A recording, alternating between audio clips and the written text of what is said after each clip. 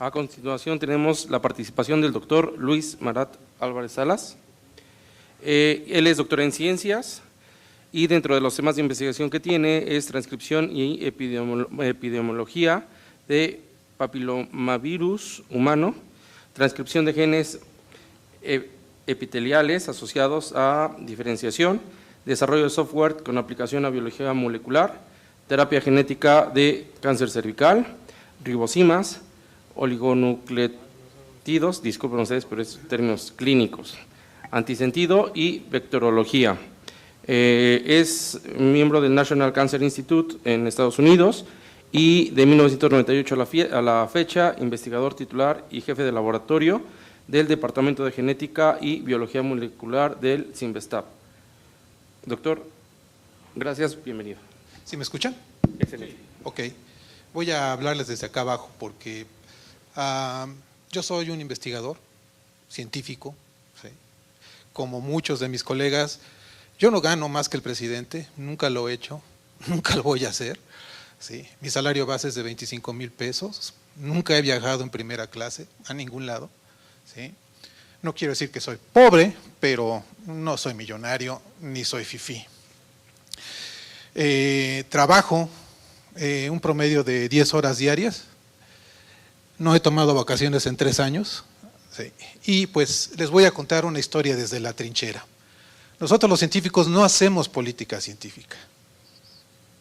Nosotros los científicos somos sometidos a las políticas científicas, en la mayor parte de los casos elaboradas por personas que no saben el efecto que estas políticas científicas tienen en nuestro trabajo y en los resultados que obtenemos de ellas y en los potenciales resultados de los cuales este país se podría beneficiar.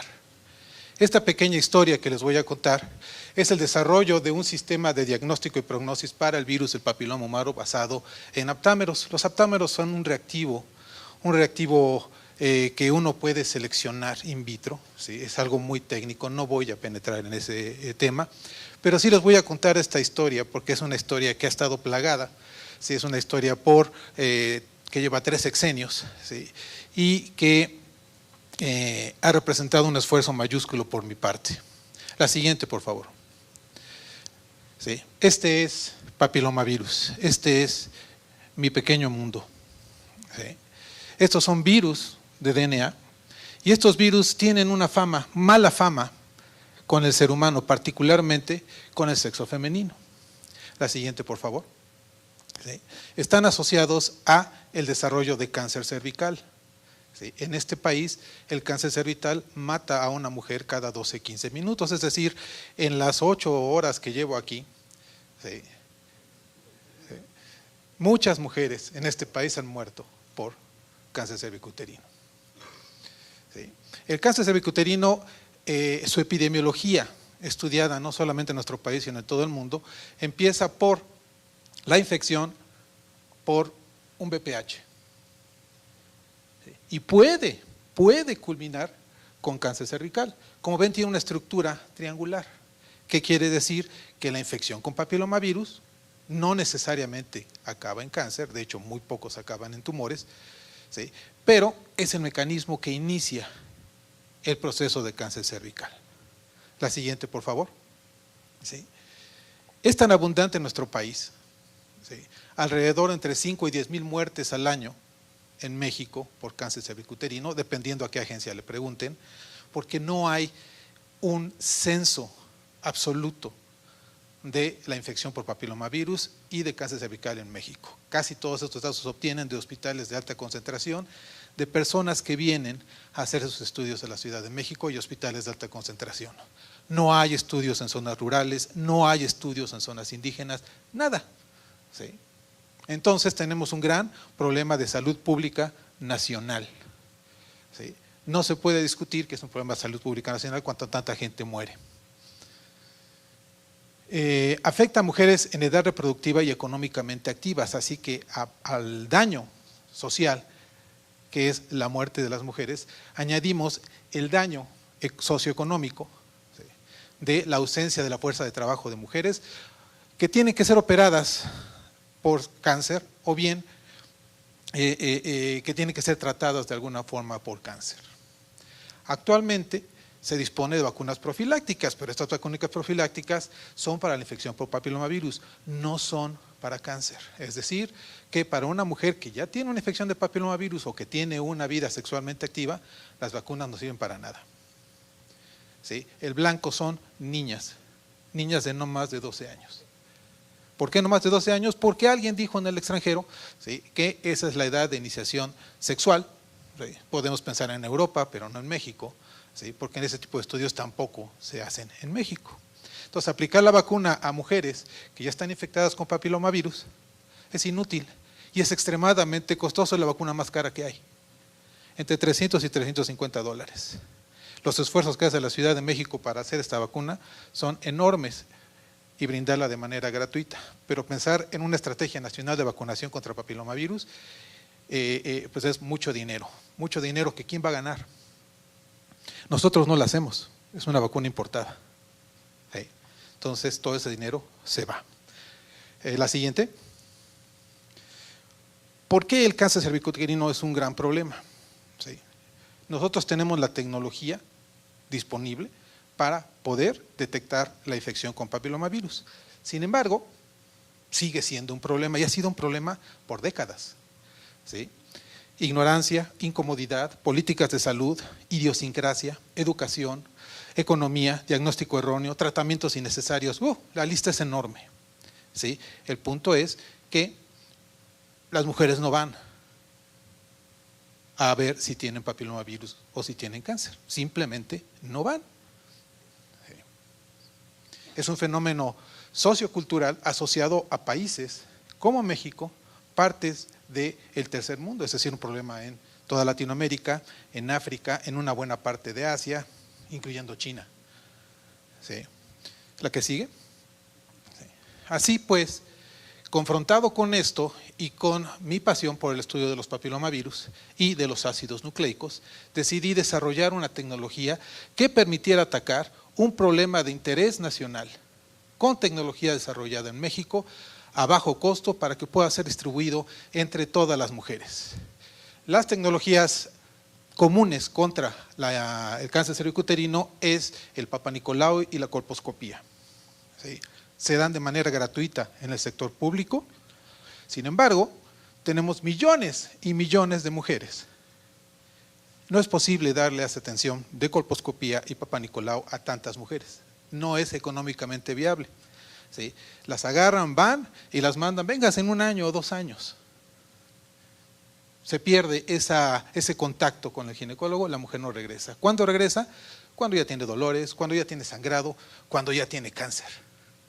O se cura sola. ¿Sí?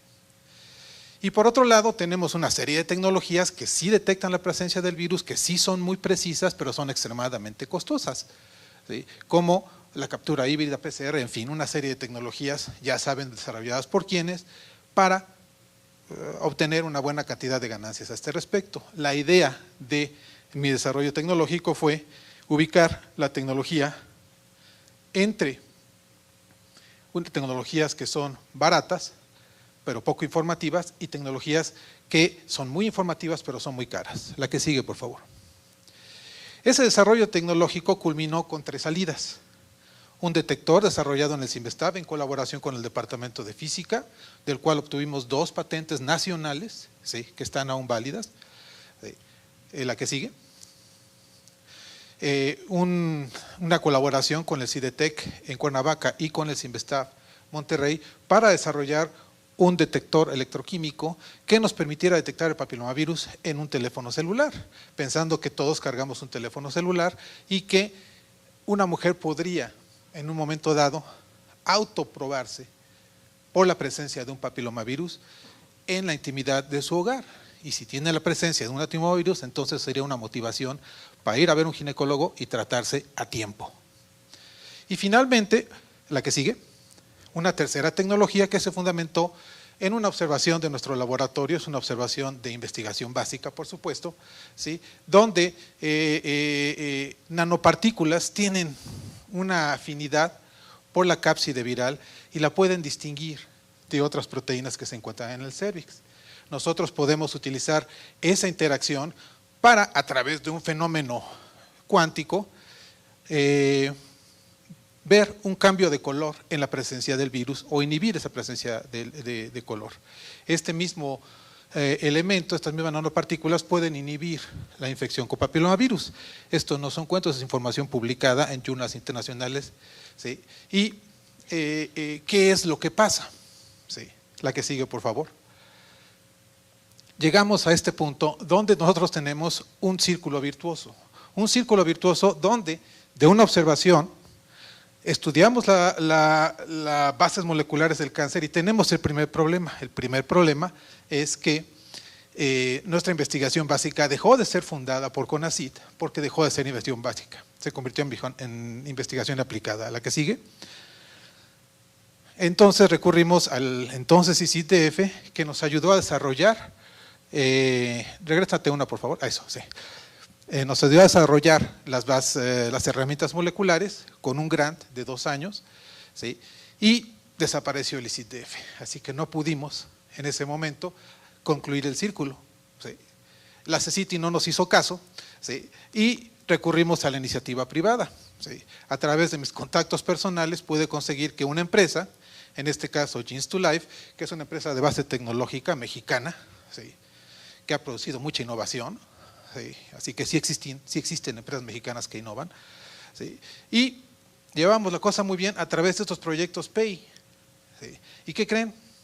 Desaparecieron los proyectos PEI y ya no pudimos desarrollar la implementación de estas tecnologías en población mexicana y llevar a cabo el cierre de este círculo virtuoso para llevar a cabo el bienestar de la población mexicana. Entonces, esta es una historia de lo que ocurre en la ciencia mexicana, de cómo impacta la política en la investigación científica. ¿Sí? Le quitan el sentido a lo que hacemos. Sin más, muchas gracias y buenas noches.